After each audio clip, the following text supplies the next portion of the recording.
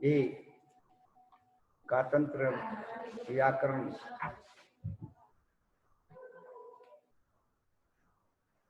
जिसका अध्ययन अपन कर रहे हैं, सर्ववर्मा आचार्य ने इसे लिखा है।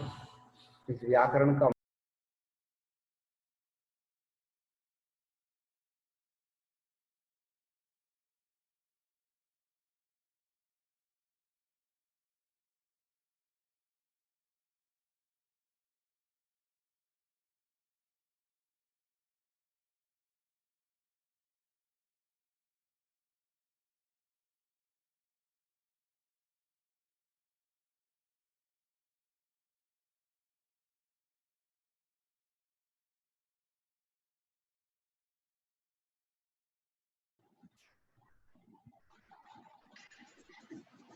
नमस्ते महाराज जी, आवाज नहीं आ रही। हो गया लिकार और लिकार भी सवर्ण है और दो दो की आपस में सवर्ण संज्ञा होती है, क्रम से, विपरीतता से और लघु लघु और गुरु गुरु। तो चार प्रकार से सवर्णता हो गई। तो क्रम जो है छोटा बड़ा और फिर विपरीत से बड़ा और छोटा छोटा और बड़ा बड़ा, ये 10 में जो है इनके भंग आपस में बनाते जाइए, अवर्ण के, वर्ण के, उवर्ण के, रिवर्ण के, लिरिवर्ण के। लेकिन एक अपवाद सूत्र लिकार और लिकार, इनकी भी आपस में सवर्ण संज्ञा हो जाती है। इस युगल में जो पूर्व का वर्ण है वो ह्रस्व संज्ञक है और बाद के वर्ण को दीर्घ संज्ञा कहा। इन 14 स्वरों में अवर्ण को छोड़ दें तो 12 वर्णों की नामी संज्ञा है।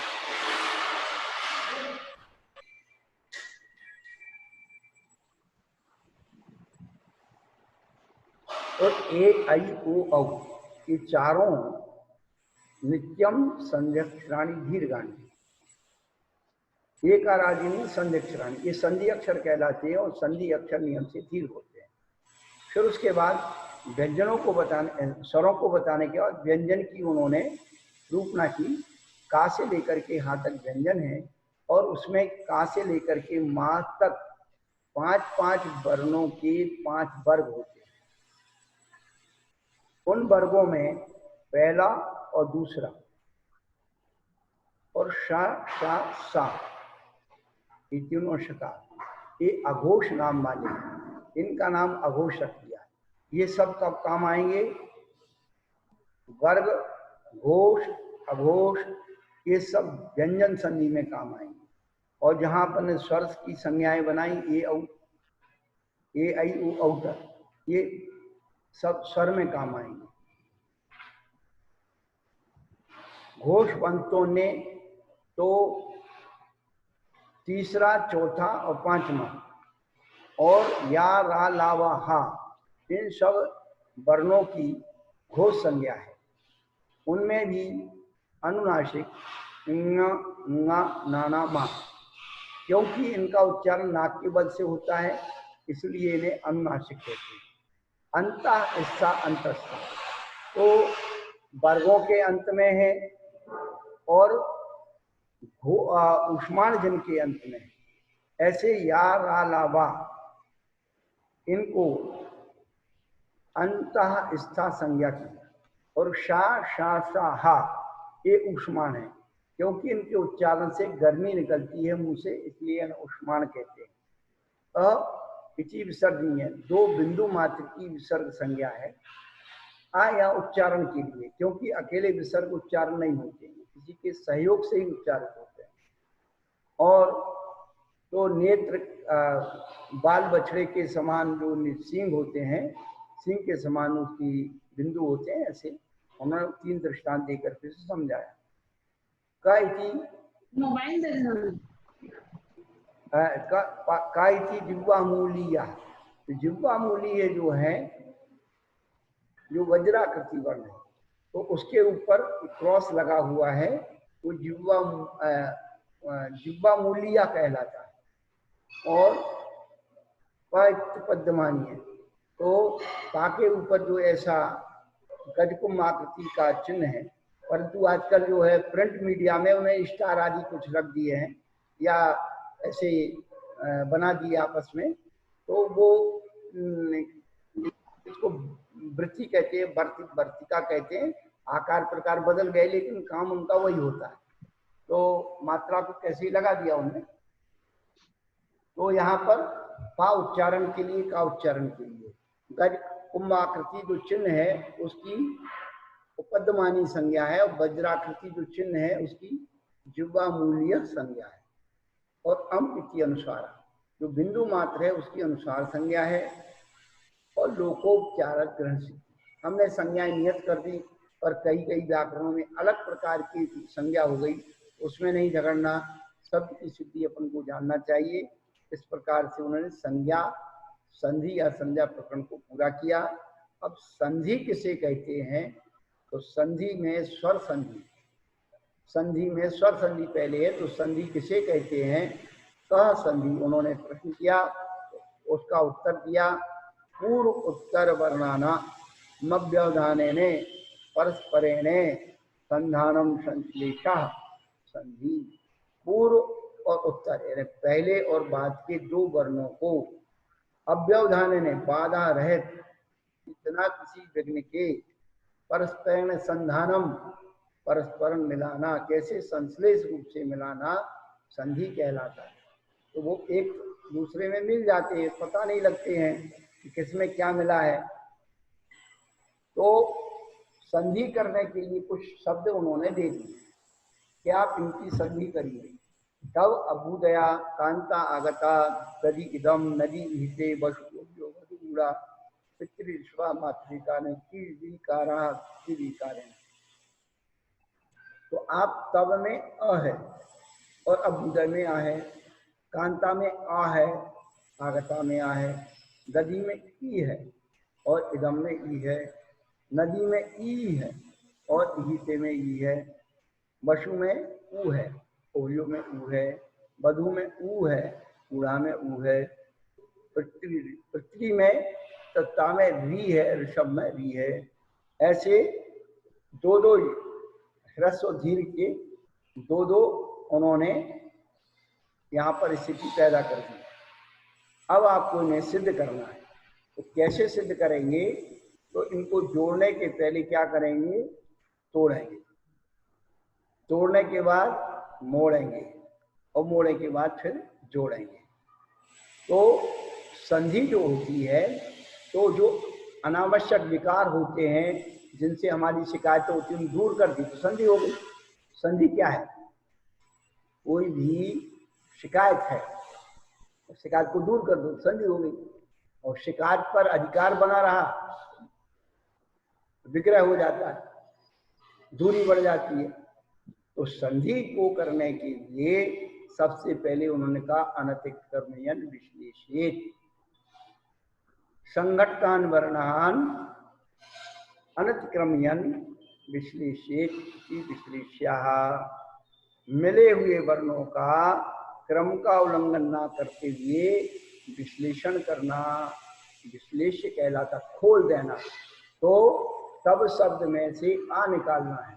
तो कहाँ निकालेंगे, बा के पहले रखेंगे, बा के बाद, तो बा रहेगा अपनी जगह पर, उसमें से आ निकालेंगे। ऐसे नहीं कि आ इधर कर दिया और बा उधर कर दिया, तो फिर संधि नहीं होगी, क्योंकि स्वर संधि है और स्वर के सामने स्वर आना चाहिए। तो बा में से आ निकालेंगे तो उधर जाएगा, आ के सामने आ जाएगा।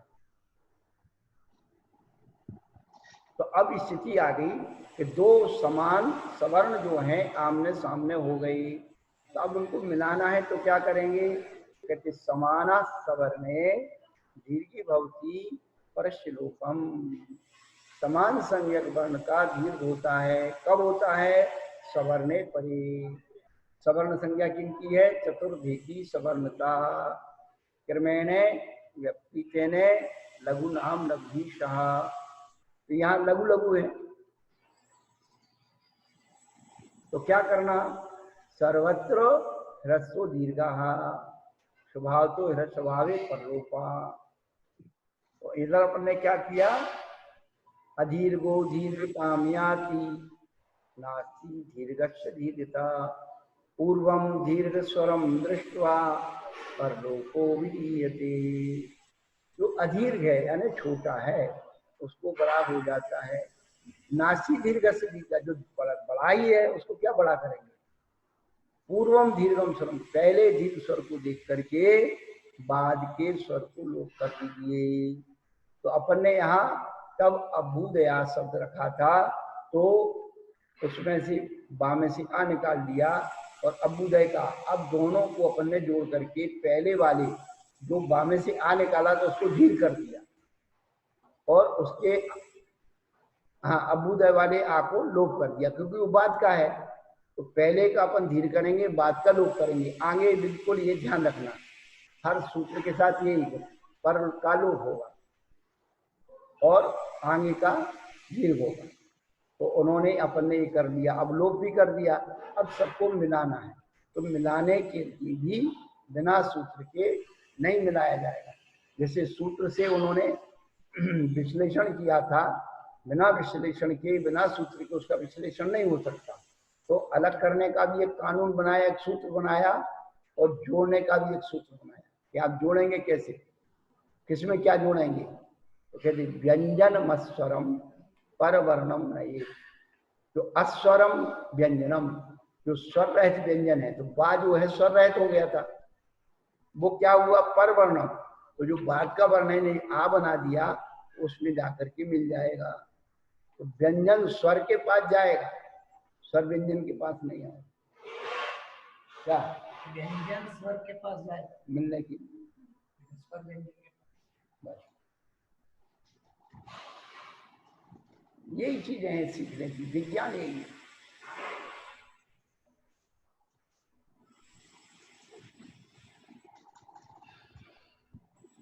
वो जब मिल गया तो तब अभ्युदया बन गया।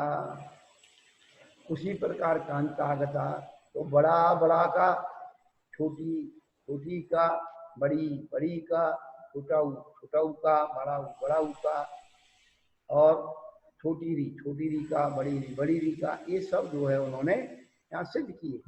फिर उसके बाद अपवादित नियम बता दिया, होत्र ऋकारा उसका विग्रह कर दिया, होत्र ऋकारा उसमें समान सवर्ण दीर्घ बहुती, इससे दीर्घत हो सकता है, लेकिन एक नियम और बनाया, ऋति ऋतोर लोपवा, ऋति री बाद में होने पर एक री का लोप भी होता है विकल्प से। तो होत्री की जो है ऋकार का लोप कर दिया, ऋति परे ऋत लोपो वा भवती, तो बाद की री का जो है ना अपन ने जो री निकाली है तो ऋति परे ऋत लोपो भवती, तो होत्री की री का लोप कर दिया और उसकी री ऋकार की री मिला दी, तो ये हो गया काम उसमें मिल गया। तो होत्रिकारा, होत्रिकारा बन गया, माने एक ही री रही, एक री का लोप हो गया।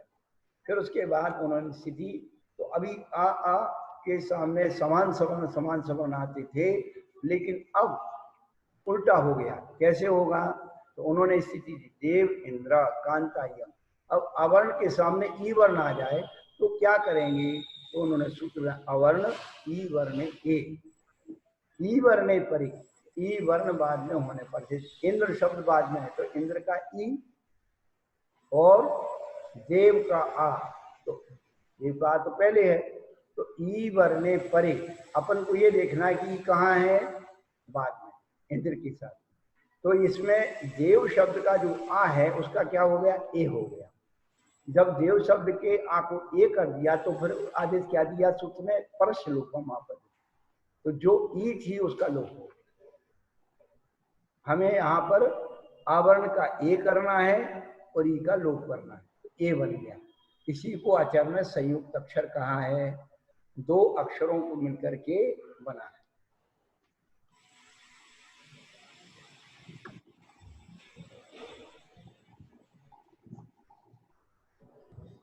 वर्ण ग्रहणे सवर्ण ग्रहणम, तो जैसे ई वर्ण कहने से सवर्ण का ग्रहण होगा, छोटी बड़ी दोनों आएंगी, अवर्ण कहने से छोटे बड़े दोनों आ जाएंगी। इस प्रकार उन्होंने देव इंद्र पद बना दिया, आवरण को ए कर दिया और ई का लोप कर दिया। उसके बाद 25 नंबर सूत्र से मिला दिया। जो स्वर रहित व्यंजन था देव का बा, वो पूरा ले जा करके ये में मिला दिया, तो देवेंद्रा बन गया। उसी प्रकार से कांतियम बन गया, कांता यम। अब इसमें अपवादित नियम है। हल ईशा लांगल ईशा इति स्थिति। यदि अपन वो नियम लगाते हैं तो हलेशा बनेगा, लांगलीशा बन जाएगा, लेकिन इसका वो रूप नहीं बनता है। तो क्या बनेगा? सूत्र बना हल लांगल्यो रीसाया मशलूपा। हल और लांगल शब्द के आकार का लोप होता है कब? ईसायाम पड़ता, ईसा शब्द बाद में होने पर। अब इसमें केवल अवर्ण का लोप किया है। हल और लांगल शब्द के आ का लोप किया है। अवर्ण माने आकार का, अवर्ण नहीं आकार का। अश्लोका, आ का अश्लोका, तो आ का लोप किया है और ईसायाम पड़ता है। अब इसमें जब लोप हो गया तो बाद की जो ईसा में ई वगैरह का लोप नहीं हुआ, भुजों के क्यों रहेंगे, तो वो उसमें आके मिल गया तो हलीशा बन गया। ऐसी लांगलीशा बन गया।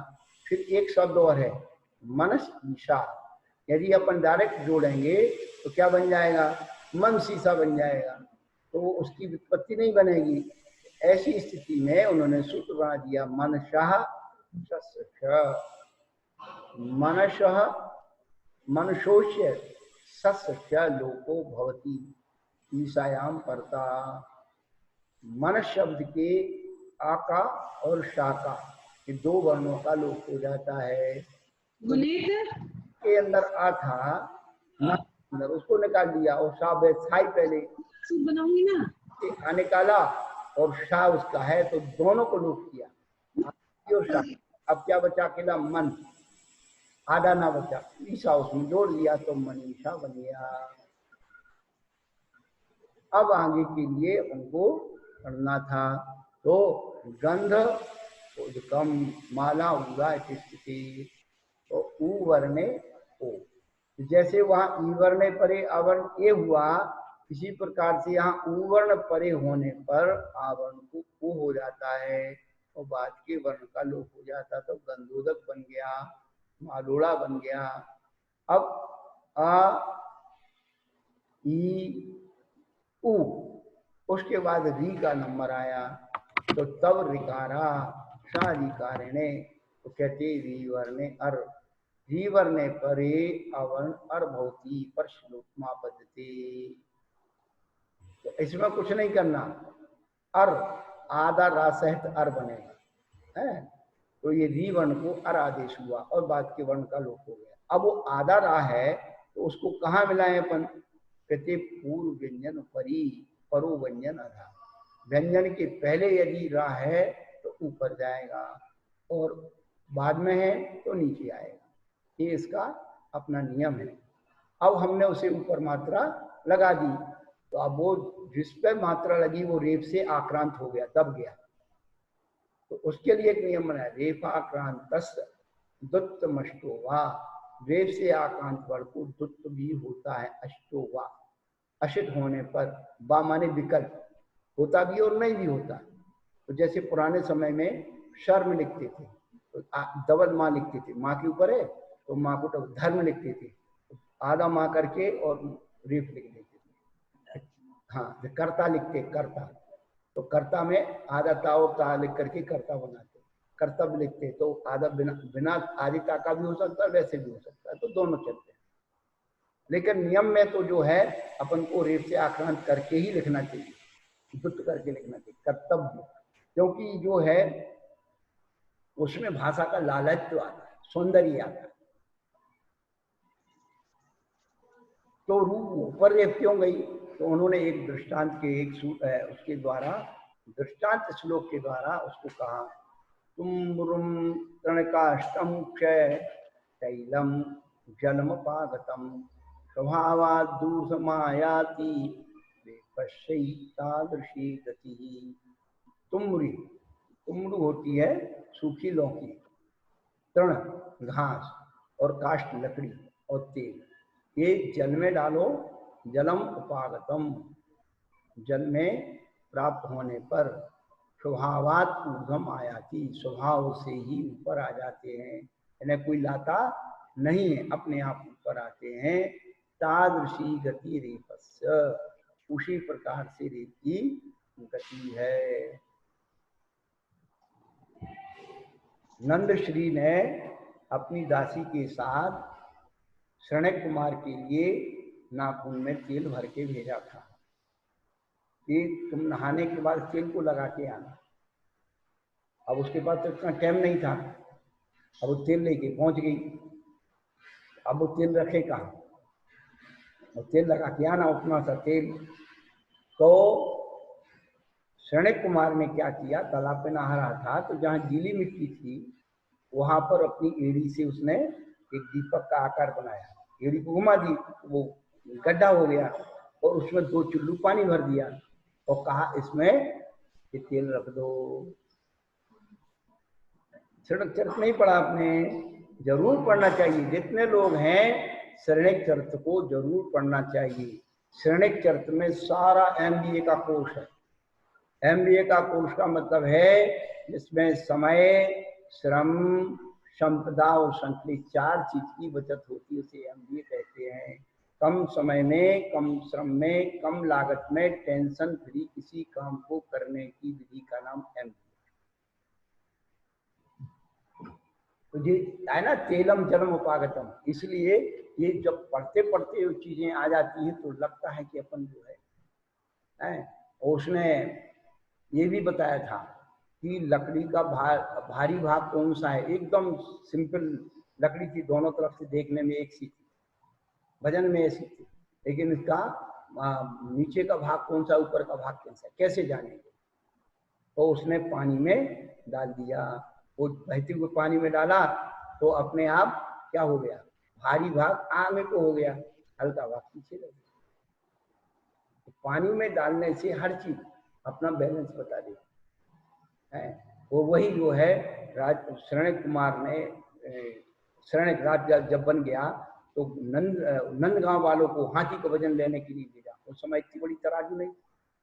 ये आर्किमिडीज का सिद्धांत जो है, आर्किमिडीज 2000 वर्ष पहले हुआ है, लेकिन 2500 वर्ष पहले आर्किमिडीज का सिद्धांत, तो ये तो केवल अकल लगाने की बात है ना, जो मारते सुमीर बाकी के नापते रहो कि हमारे धर्म में लिखा।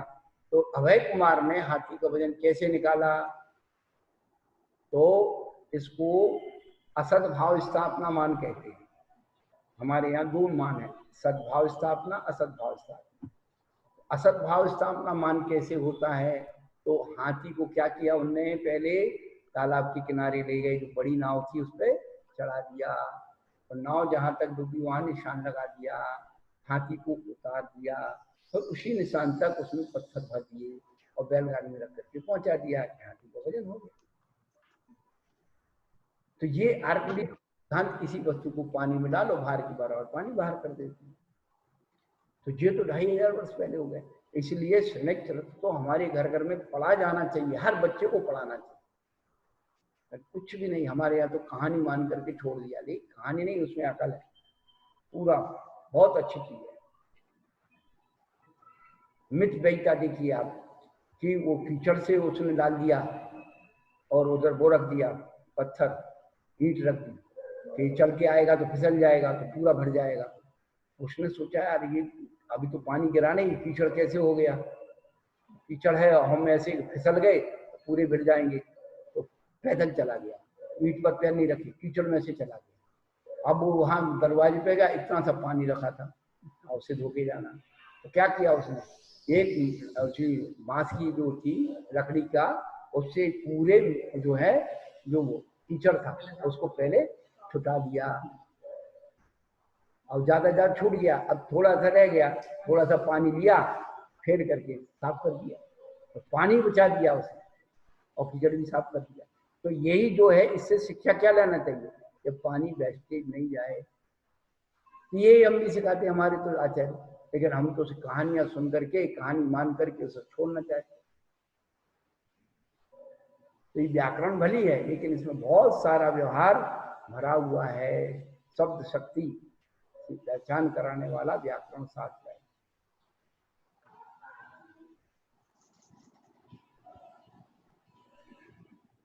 इसी जल तुमिका न्याय ने रेफश ऊर्ध्वगमनम, जल तुमिका न्याय कहलाता है कि पानी में तुम्बी डालो ऊपर आ देती, ऐसे ही रेफ का ऊर्ध्वगमन होता है। उन्होंने कहा था रेफाक्रांत दुष्ट मष्टो वा, अशिट परे होने पर। तो सिट क्या है, कहते शिडिगी शार्यः शा शा शा वर्णा शिट संज्ञा भवंती।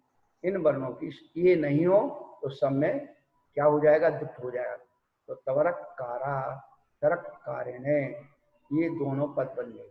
अब ऋण ऋणम, प्रा ऋणम, वशन ऋणम, पश्चात ऋणम, कंबल ऋणम, दश ऋणम इति। तो ये स्वतंत्र नाम है। जैसे वहां पर हल और लांगल पद आए थे, मनुष्य और ईसा आया था, ऐसे ही ये शब्द आए।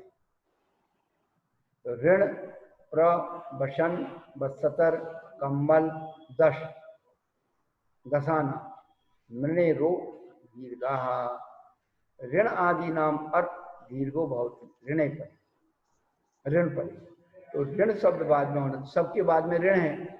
तो ऋण आदि क्या है, ऋण, प्रा, वसन, बसतर, कंबल और दस, ये ऋण आदि है। इनके क्या हो जाता है, पहले तो सूत्र रिवर ने अर्थ सूत्र लगेगा, तो अर को आर करने के लिए सूत्र आया, ये ध्यान रखना। यहाँ पर डायरेक्ट आर नहीं कर सकते, पहले ऋण को अर करेंगे फिर अर को आर करेंगे।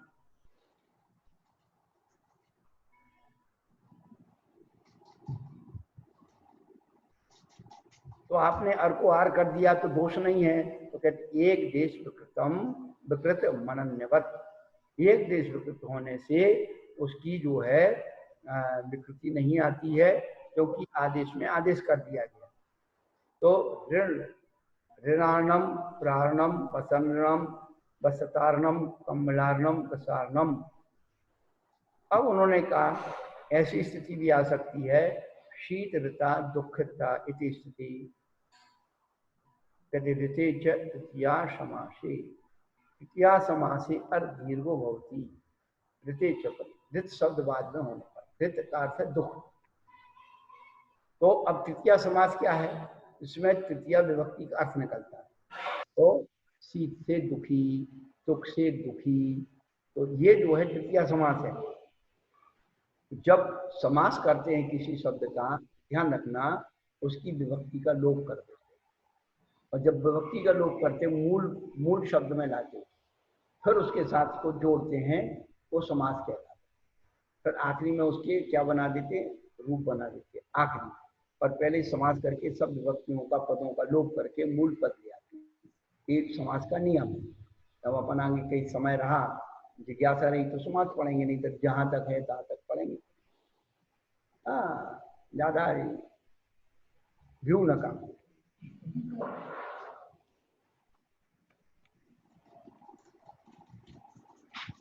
तो यहाँ पर जो है इन्होंने कहा, तो शीतेन ऋता सीता, दुखेन ऋता दुखा, ये पद बन गए। तो उन्होंने कहा आपने तृतीया समास में ही नियम क्यों बनाया है, तृतीया समास नहीं हो और कोई दूसरे पद हो तो क्या करेंगे, तो परम चाहता, परमता, परम दुखी है, परम दुख है जिसके पास वह परमार्थ कहलाएगा। तो इसमें अर को आर नहीं होगा, क्या होगा, अर को आर नहीं होगा, जी वरने अर ही लगेगा। परम पिता परमर्ता, परमार्ता नहीं बनेगा, बस ये नियम एक विकल्प। अब उसके तब लिकारा शा लिकार, तो तब लिकार ली वर्णे अल, ली वर्णे परे अवर्ण अल भवती परश। यहाँ वही नियम है, जैसे री वर्ण में अर किया, ऐसे यहाँ ली वर्ण का अल हो रहा है। वहां रा था, यहाँ ला है, बस इतना ही अंतर और कुछ नहीं है। और परश्लोकम तो तवलकारा सलकारे हैं, ये हो गया। अब आज से अपन आगे चलेंगे, तो जो अपन ने कहा था ना चम संजक श्राणी दीर्घानी, तो ए आई ओ औ इनका क्रम जुड़ रहा है। अभी तक समान सवर्ण आ गए थे, उनके अबाधित नियम आ गए। अब जो है ए कार्य ऐ ऐ कार्य च, तो तब ऐसा सा एंग्री, ये दो स्थिति दी। तो कहते ए कार्य ऐ ऐ कार्य च, ए कार्य ऐ कार्य च परे, क्या हो, एकार हो या ऐकार हो, तो तब कब के बाद क्या है, ए है, और शा के बाद क्या है, ऐ है। तो अभी दोनों के लिए नियम बना दिए, एकार या ऐकार बाद में होने पर अवर्ण को क्या हो जाता है, ऐ हो जाता है, और परश्लोक में बाद के वर्ण का ने ऐ जो है या ए है उसका लोप हो जाएगा। नहीं, ये वर्ण नहीं, ये कार है। वर्ण तो सवर्ण तो दो ही है। अलग अलग लिखा है, हाँ, ऐसे ओकारी औकारी के सूत्र में भी उन्होंने जो है वही एकारी ऐकारी, ये नहीं लिखा है बी वर्ण अल, ये वर्ण अल, ये वर्ण आई नहीं लिखा। कार कार शब्द, कार गिरने केवल गिरना, वर्ण गिरने सवर्ण गिरना, उसमें ये सारा भी व्याकरण डाल दिया, यही समझना और कुछ नहीं। वर्ण लिखा तो दोनों के लिए, एकार लिखा तो क्लियर। तो ये कार्य आई ऐ कार्य च अवर्ण ऐर्भवती परश्लोक, तो तवैषा बन गया, शंद्री बन गया। लेकिन जैसे वहां पर अवर्ण सूत्र माने अवर्णवाद सूत्र थे, ऐसे इसका भी अवर्णवाद सूत्र है, हलो लांगल आय का मनुष्य आय, ऐसे इसमें भी एक सूत्र है, माने अवर्ण सूत्र है, अवर्णवाद। स्वाईरम स्वाईरिणी स्वाईरी इति स्थिति। अभी तीनों के नियम यदि अपन बनाएंगे तो क्या बनेंगे, ई वर्ण ए बनेगा, क्या स्वा में अ है और यहाँ ई वर्ण है, क्या बनेगा, अवर्ण ई वर्ण ए। अब वो क्या कह रहे हैं कि ये नहीं बनेगा, शस्य रेरी, शस्य रे ऋणी ऋषु, शस्य रे ऋणी ऋषु, शस्य अकारस्य, जो स्वा में अकार है, स्वा में से आ निकलेगा, तो श्वास के आकार को ऐक्तम भवती, डायरेक्ट आदेश कर दिया। कब होगा, ईर ईरणी ईरिषु परता, ये तीन वर्ण जो है, तीन अक्षर यदि स्व शब्द के बाद में आते हैं तो स्व शब्द के आकार को क्या हो जाएगा, ऐ हो जाएगा। और वैसे नियम से क्या बनना चाहिए, ए बनना चाहिए। तो यहाँ पर ए ना बना करके ऐ बनाने के लिए ये सूत्र आया 38 नंबर। और केवल अपवाद नियम में इसलिए है कि स्वा के शब्द के साथ ईर ईरणी और ईरी, ये तीन अक्षर, ये अपवाद नियम है।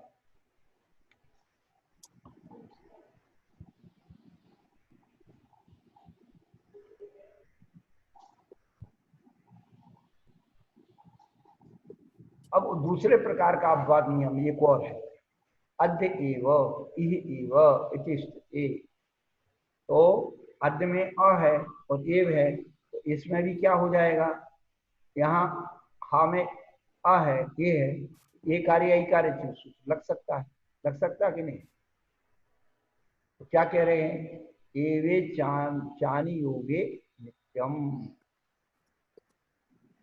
अनियोगे अवर्णस्य नित्यम लोको भवति, एव च परि, क्या पर्टिकुलर शब्द एव शब्द हो, जैसे ईर ईरणी ईरी शब्द पर्टिकुलर था, ऐसे ही पर्टिकुलर तो क्या होगा, एव च परि, ये हाँ एव च परि,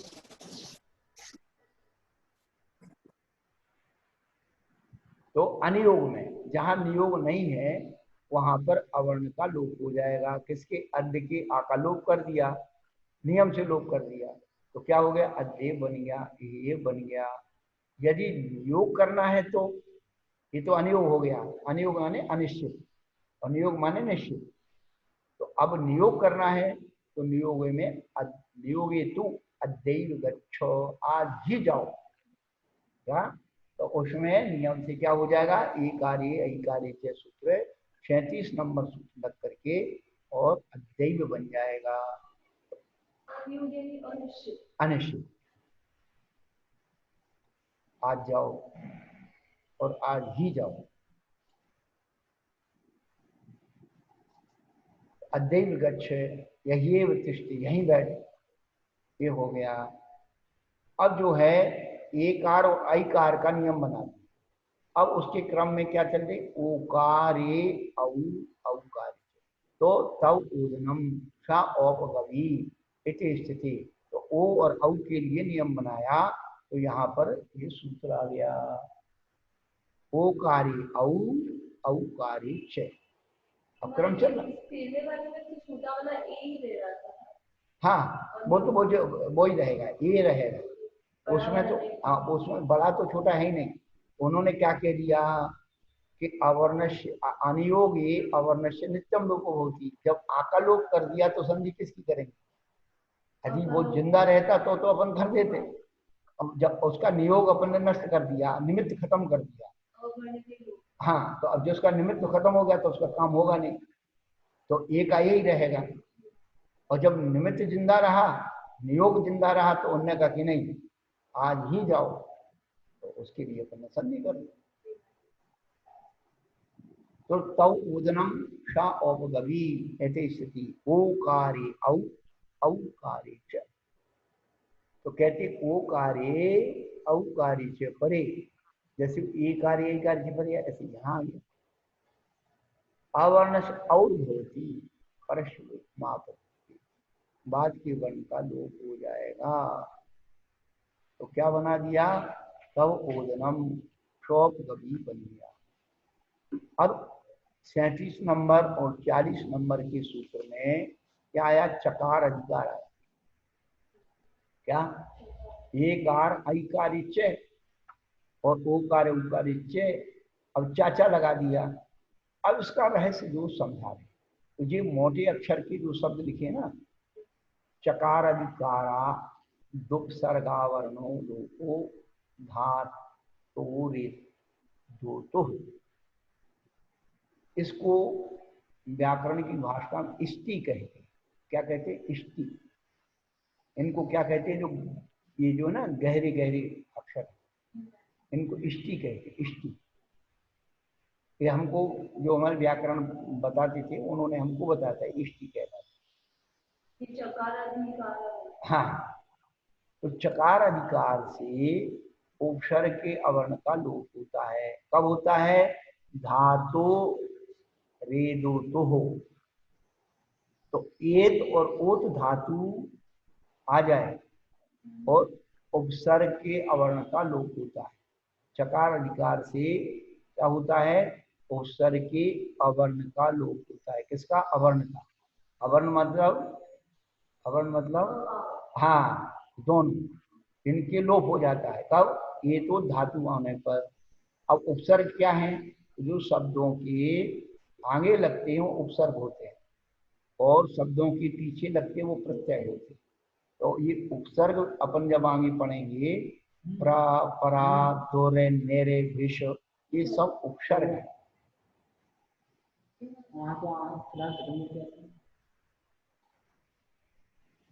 तो प्रा और एल यति, एल धातु है।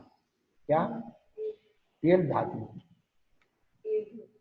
तो इसके प्रा के क्या, अवर्ण का लोप हो गया। परा उपसर्ग है, ओखती धातु है।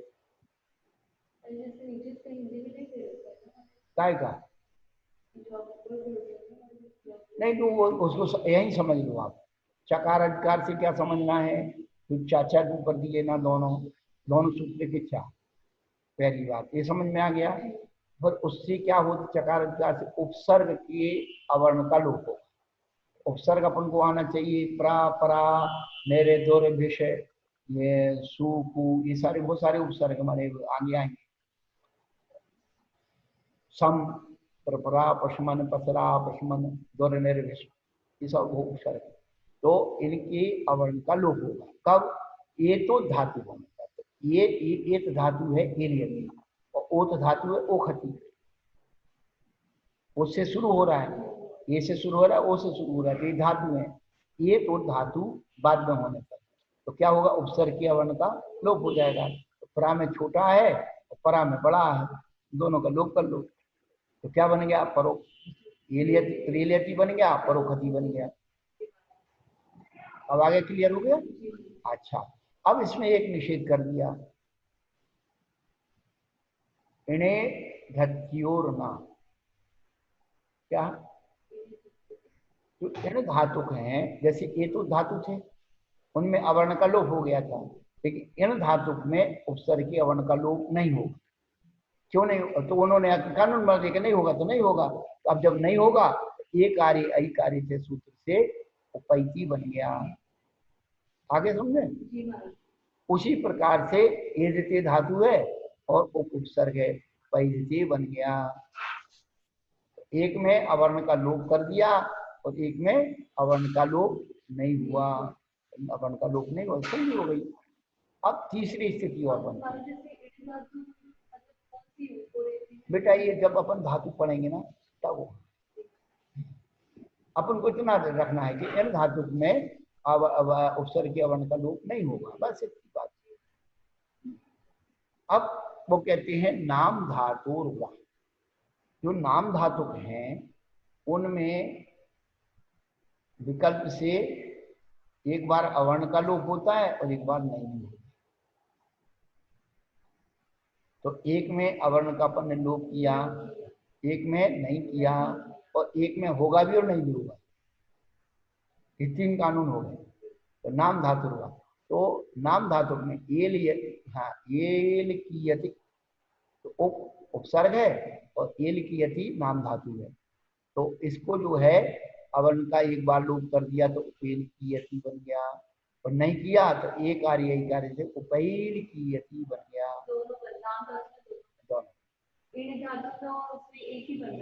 हाँ हाँ, एक में लोप हो रहा है और एक में लोप नहीं हो रहा है। लोप नहीं हुआ तो संधि होगी।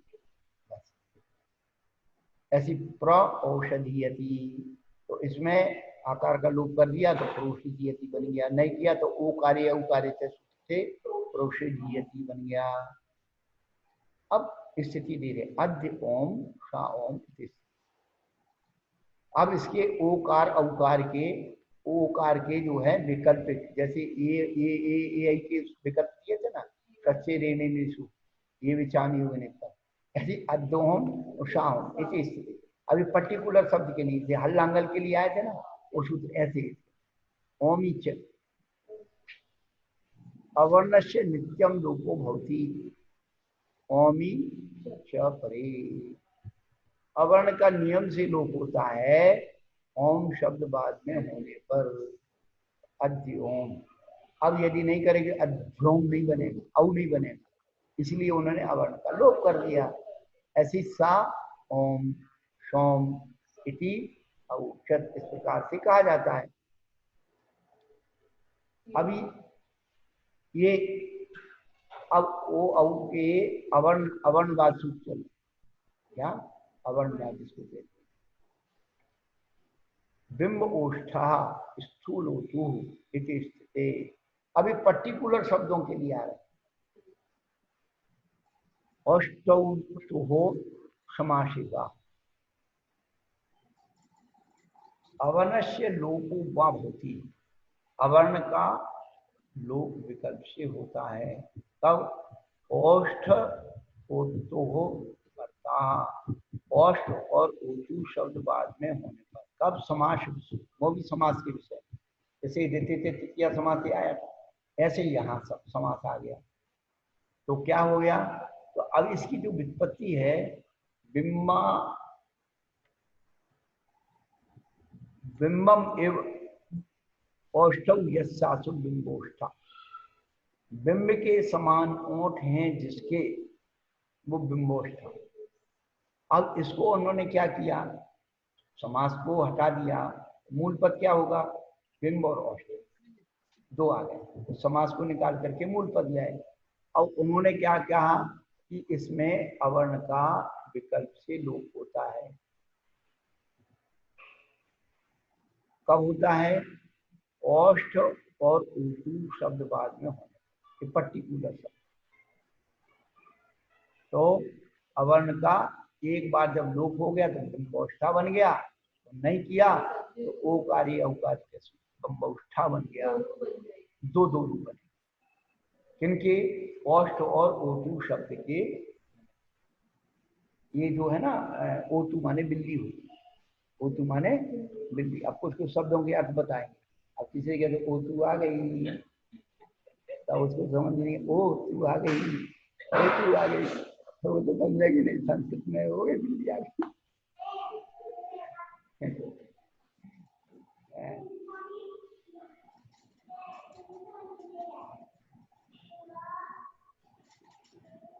मनोहर, मनोहर, मनोहर यानी गधा, गधे का बच्चा होता है ना, वो सुंदर। मनोहर शब्द अच्छा है लेकिन उसका अर्थ गलत। कभी कभी शब्द जो है बहुत गंदा दिखता है लेकिन अर्थ उसका बहुत सुंदर है। हमारे यहाँ ये चीज बताई नहीं जाती। क्या हम लोग की मानसिकता है ना वो वहीं जाती है गंदी चीज, वो संस्कार आ गए। जैसे हमारे यहाँ चार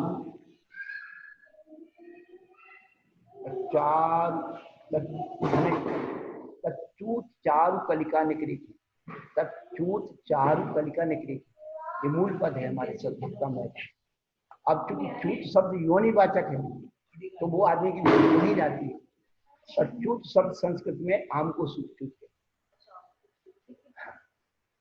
तो अब वो जो मानसिकता है तो इसलिए पाठ की विकृत हो गए। हम लोग क्या करें?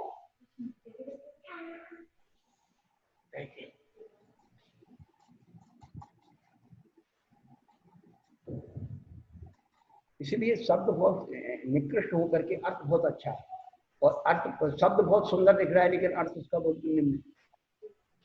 इसलिए व्याकरण और शब्द को उसको होना ही चाहिए। अर्थ के बगैर सब अनर्थ है। अर्थ के इतने अर्थ हैं कि अर्थ के बिना सब व्यर्थ। अर्थ के इतने अर्थ हैं कि अर्थ के बिना सब व्यर्थ।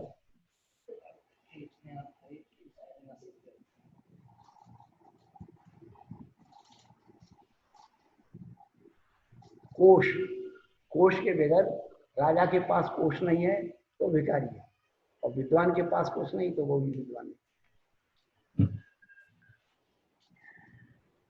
नाममाला अपने यहाँ सबसे अच्छा शब्दकोश।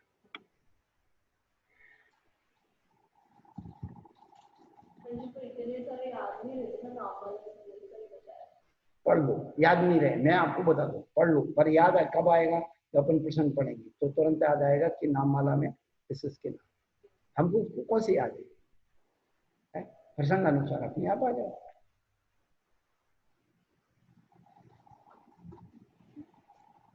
पर शब्द पढ़ते रहना चाहिए। हमारे पास कम 50 शब्द कोश है और आज तक उठा के हमने बहुत अपवाद मारे कब दूसरा, लेकिन रखता जरूर, क्योंकि हमें तो संतुष्टि हो गई लेकिन सामने वाले को खोल के दिखाना पड़ता है कि देख ये इसमें दिखाया ना, अब तो तू मान जाएगा। दिक्कत ये, तो शब्द कुछ पढ़ना भी आना चाहिए। कुमकुम जो है कि इसका ही नाम है, केशर का ही नाम। कुमकुम रुद्रम, कुमकुम रुद्रम रक्तम हेमम शिवित पुण्यवा, केशर के नाम है, उसमें कुमकुम आया।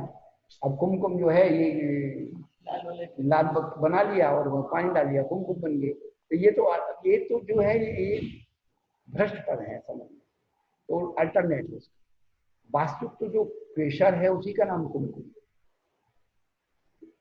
उसी का तिलक लगाना चाहिए, उससे दिमाग ठंडा रहता है। केशर के साथ उसमें कपूर डालना चाहिए और उसका तिलक लगाना चाहिए। केशर, चंदन और कपूर, भीमशनी कपूर, इनका तीनों मिलकर के लगाइए, बिल्कुल दिन भर दिमाग ताजा ठंडा। और इसीलिए गंधोदक में केशर और कपूर का जो रहता था ना आंखों पे लगाने से, इसीलिए तो मोतियाबिंद नहीं होते थे, क्योंकि वो आंखों आधे रोग तो ऐसे दूर हो जाते थे। लेकिन अब कुछ बचे नहीं, कोरा पानी है तो लगा दो आंखों में। जो द्रव डलता है, प्राचीन काल की जो प्रणाली थी हमारे बुजुर्ग, भोजन करने के बाद हाथ धोने के बाद अंगुलियों के पोरों को अपनी आंखों पर ऐसे लगा, तो उसकी जो चिकनाई, उसमें जो नमक या मिर्ची या मसाले का जो अंश होता था वो पलकों पे लग करके अंदर जा करके आंखों की जो स्थिति उसको नष्ट कर, इसलिए उनको मोतियाबिंद नहीं होता, आंख के रोग नहीं होते। और अब तो कुछ है नहीं, चम्मच से खाते हैं, चम्मच नहीं, चम्मच क्या लगाएंगे, चश्मा लगाएंगे भाई, वो तो अपनी जाति की चीज ढूंढेगी, चम्मच चश्मा ढूंढेगी।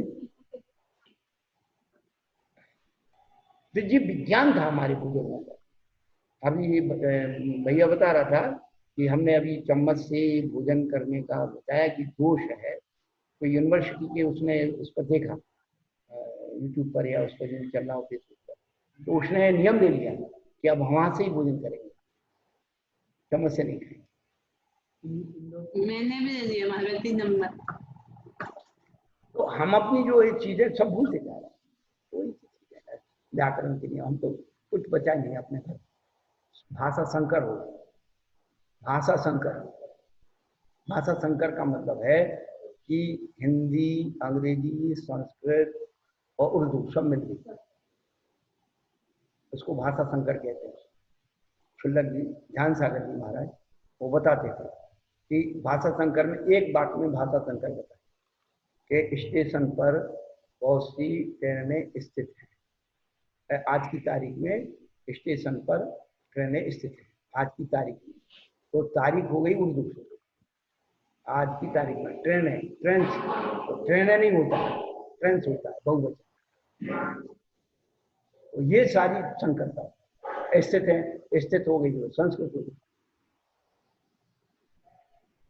तो शुद्ध बात कहीं नहीं बची, वो मिक्सचर हो, इस भाषा को संकर ही कहते, भाषा तो मिक्सचर हो जाए इसी बात में। तो हमने जो अपनी नाममाला भी संपादन की उसमें सारी चीजें की, व्याकरण की कुछ चीजें दे करके उसको अच्छा तक बनाया, तो जो भी होगा अच्छा होगा। और कुछ भाषाविद लोग अभी बनाने वाले हैं कि भाषा विज्ञान पर कुछ रिसर्च हो, तो कुछ चीजें ऐसी हैं कि जो बिल्कुल वास्तव में खत्म हो गई, उनको पुनः जागृत करना।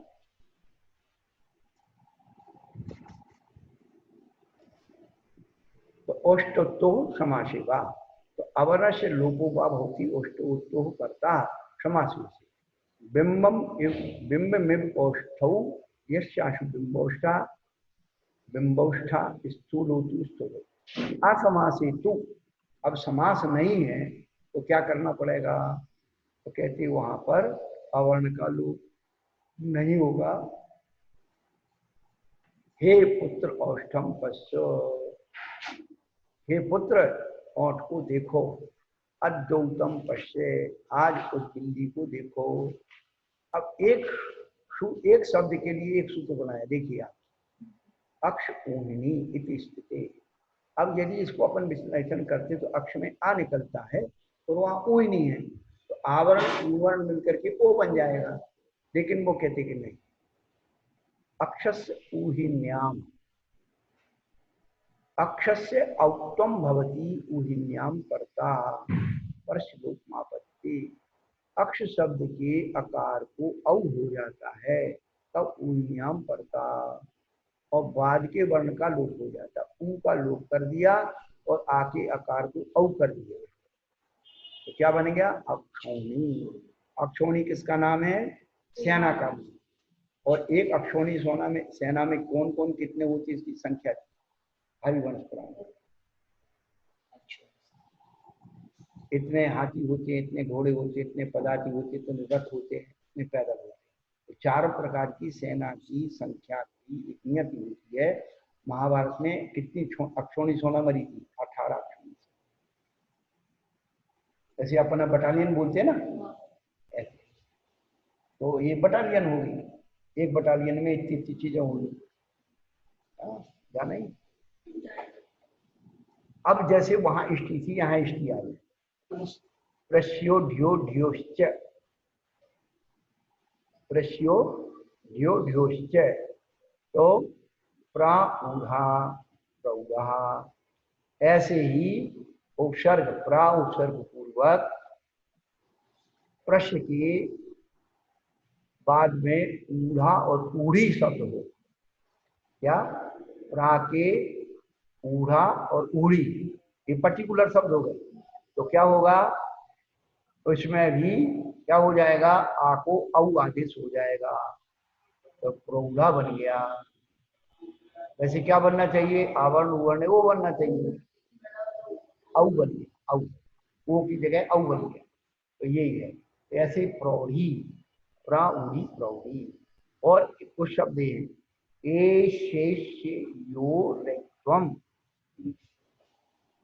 एश एसेयो रेक्टम, तो प्रा एशा प्रेष्या, प्रा एशिया प्रेष्या, तो एश और ऐश, क्या प्रा की बात क्या है एश और प्रा की बात क्या है ऐश, तो इन दोनों शब्दों में भी प्रा के आकार को क्या हो जाता है ऐ हो जाता है और बात की वर्ण का लोप हो जाता है। तो प्रेष्या और प्रेषा और प्रेष्या ये दो शब्द बन गए, प्रेषा और प्रेष्या। ये यहाँ तक आपका ये वैकल्पिक सूत्र हो गए। अब संधि हुई ना हमारी, प्रेषा में तो प्रेषा का नहीं, अवर्ण को ऐ आदेश कर दिया, अवर्ण को ए है। ऐ आदेश कर दिया और बात के ये और ऐ को लोप कर दिया, यहाँ आदेश हुआ। जैसे अक्षस के उच्चारण पड़ता किया था ना, आके आकार को औ आदेश कर दिया, ऐसे ही इनके आके आकार को औ आदेश कर दिया। पर पर्टिकुलर ऊढ़ा ऊढ़ी और एश एशिया इन चार शब्दों के लिए नियम बना। चलो भाई, किसी को कुछ पूछना हो पूछ लो, अभी 2-5 मिनट का समय देंगे।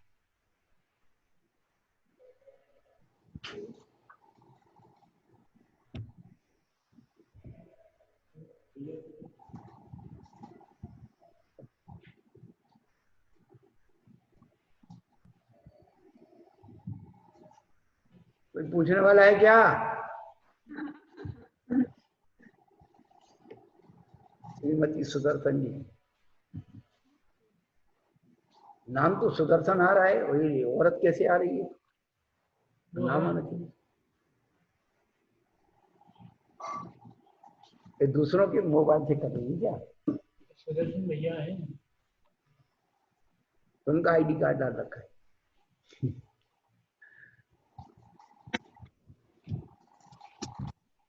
कुछ पूछना है भाई? नहीं महाराज, अभ्यास से आएगी।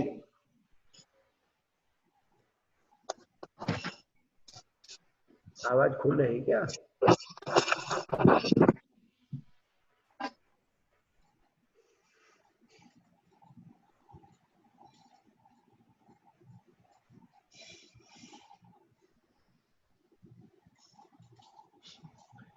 सब देख रहे हैं।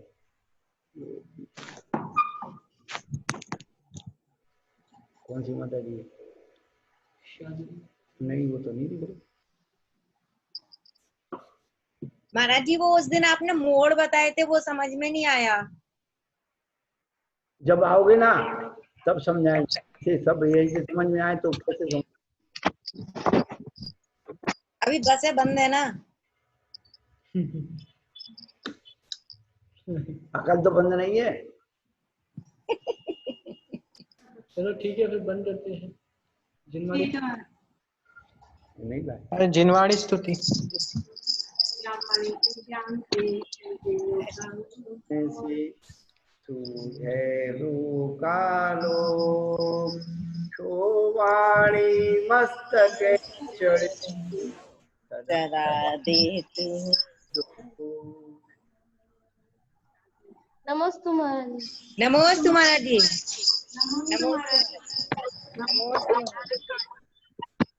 नमोस्तु महाराज।